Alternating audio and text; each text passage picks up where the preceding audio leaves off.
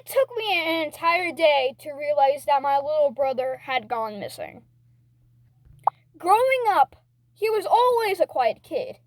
He'd barely had any pressure in any situation. He was never picked on in school for being quiet, nor was he treated any differently than the other kids when people paid attention to him. But that was just it. People rarely noticed him. During the time in which this event occurred, he was only 10 years old, while I was a couple years older. Even though we were roughly the same age, my parents entrusted his welfare solely to me. I absolutely hated it. Whenever my brother would get into trouble or break something, I would have to pay for it. The first time that it happened is when he broke his television. I was in the other room playing on my Nintendo that my parents bought for me. My father was at work and my mother was busy cleaning our house. Suddenly, without any warning, a loud crash came from my brother's room. My mother ran rushing in there and found out how somehow he managed to turn his television around and the television fell from the stand.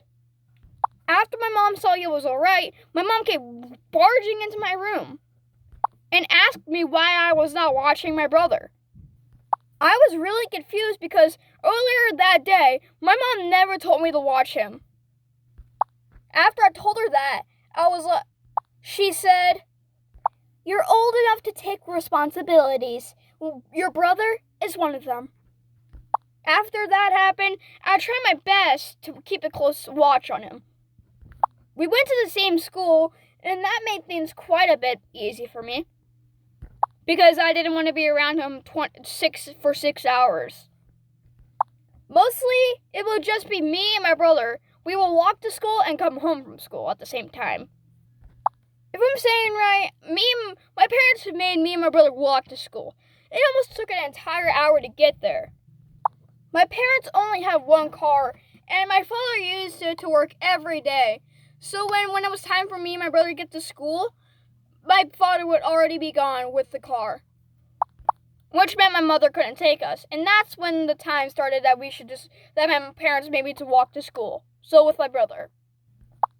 Let me give you a little brief background of how this story is.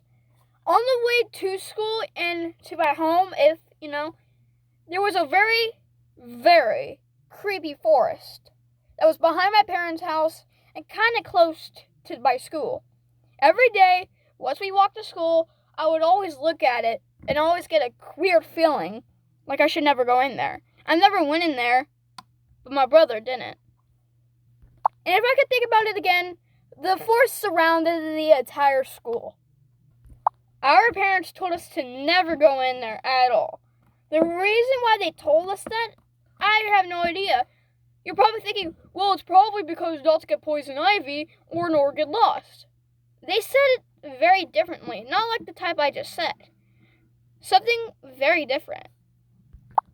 I don't know why.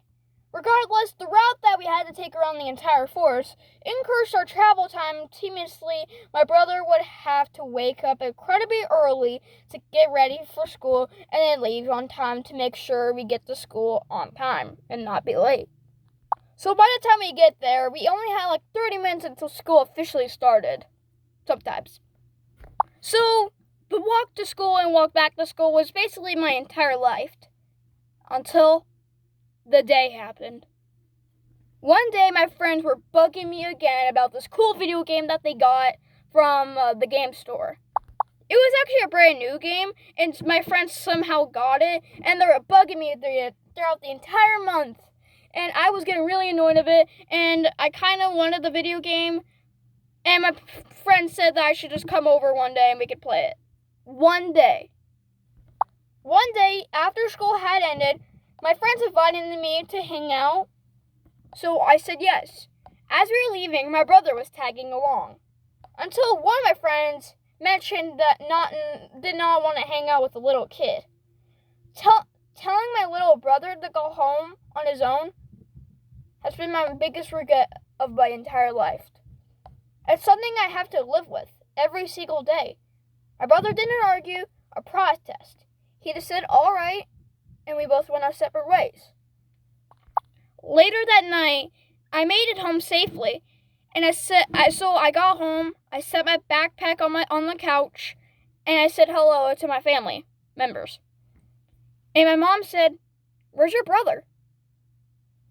When she said that, I got a feeling of scaredness. I said, "I went to a friend's house. He should be home." And she said no. A few days after that situation happened, I would never forget. And that's when it happened. My brother was now confirmed missing. A few days about what happened after my brother went missing was the worst days of my entire life. I got in trouble so much that I wasn't allowed to leave my room the whole day. My mom handed out flyers around the town. My dad obviously yelled at me really bad yells. And ever since that day, my parents hated me. Really hated me. I had a feeling in my gut telling me not to let my brother go home on his own. It was terrible. Every day, I could just think about my brother's face. The whole town was involved. Every time we go on search parties, it would always turn up nothing. No one checked the woods. No one did not want to go in there. Not because of poison ivy, nor of getting lost. Once again, something else. And I don't know why. The search party continued for a few days. And still, no brother. Right after the search parties would end and we didn't find him, I would get into a lot more trouble. My parents would scream at me, telling me, "Why would you do that? He's not here anymore." My life ended up going downhill from there. And ever since that day, I still get that feeling like, why did I do this? What have I done? I still, every day, remember my brother, and that he's somewhere out there. He could be still alive, and that I'm really sorry for him. From every time search parties and we didn't find my brother, my mom would just cry the whole night, and my dad would just sleep on the couch watching TV, and he will never get up on most days. He didn't get fired from his job. Just then, a couple months later, no sign of any brother at all. There was no brother at all. And also around the time that we were handing out flyers, my entire school knew about it.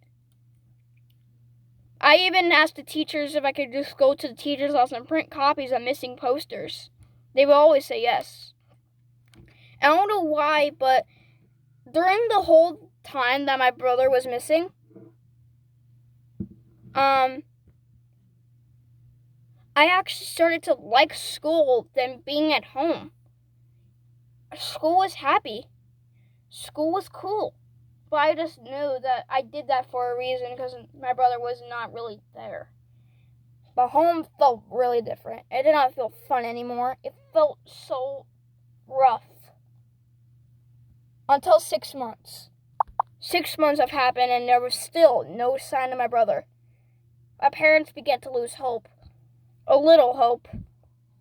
And just right after that, our life continued normal. I'm not saying that he returned, but I'm just saying, like, my parents still had a little hope that he was still out there, but some of it was, like, hoping. Some of it was kind of, like, really, don't know yet. Our life continued normal.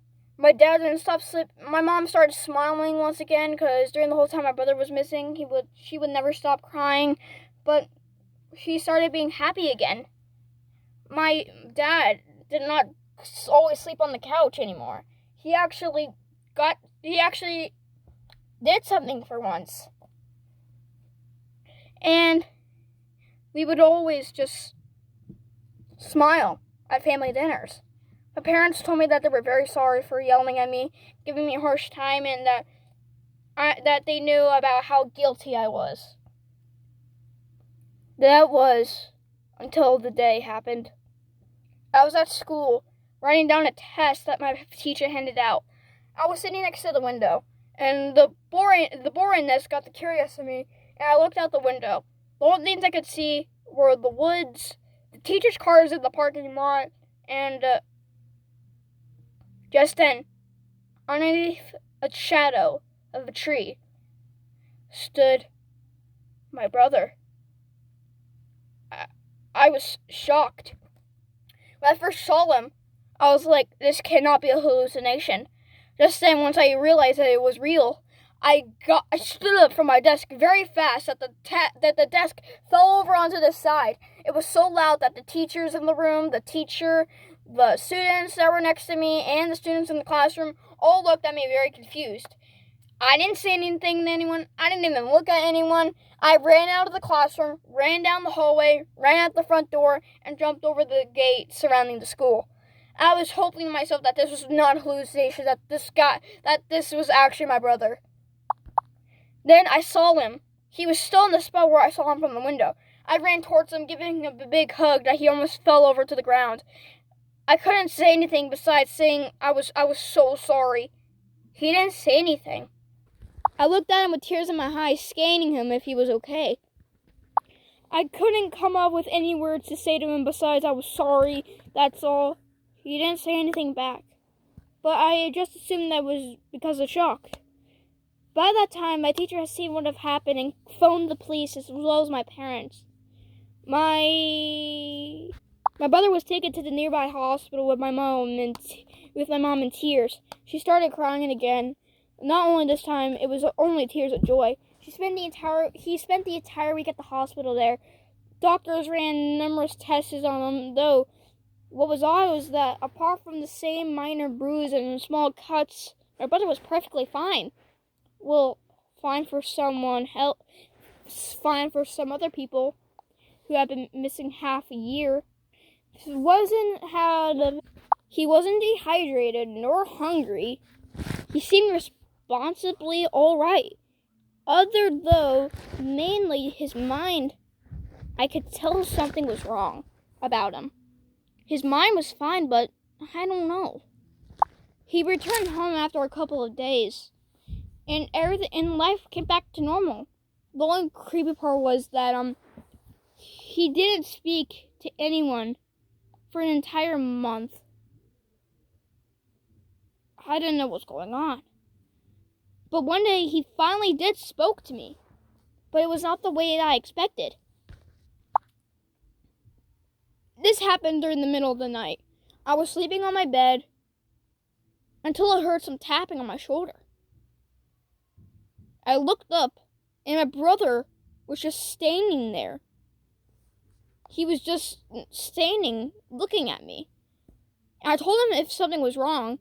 He didn't say anything, but after a few minutes, he finally did say something. And those words, what he said, came out of his mouth will terrify me for the rest of my life. He said, "They are coming." I asked him who was coming, but he just ran out of the room, screaming at the top of his lungs. I was really scared. The next day, I walked into his room to see what he meant by I asked him again who was coming. This time he was looking outside the window. Not like a typical way of looking outside to look at the trees in the nearby neighborhoods. He was looking out the window, kind of the way like to look for something, to look if something was around. Kind of he was being watched. But this all happened a couple years ago. And right now my brother's now an adult and has a full-time job, so he also has a girlfriend. Currently for me, I live alone. But one day, I got a call from him. And I answered it, and I said, "Hello?" No one replied. As I was getting ready to hang up the phone, my brother actually said something. He said something very different. He said, "They are here." And once he said that, the line went dead. It reminded me back of what happened when we were kids. It's been over a month since that happened, and no one has seen my brother, nor his girlfriend. Both of them are missing now, and we don't know where they were. But I know it had something to do with those woods. The questions I still have to this day are, why did he act different when he came home?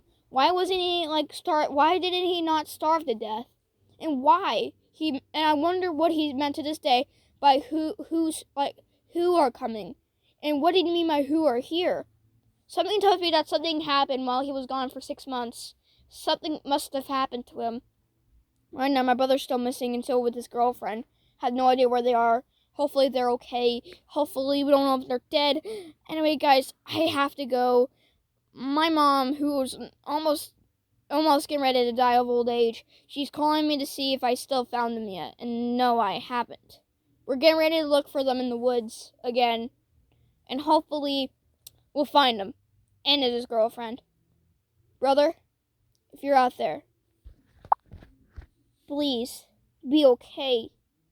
And hopefully we'll find you. Hopefully we'll find you and safe and sound. Anyway, I gotta go. Hopefully you're okay, brother.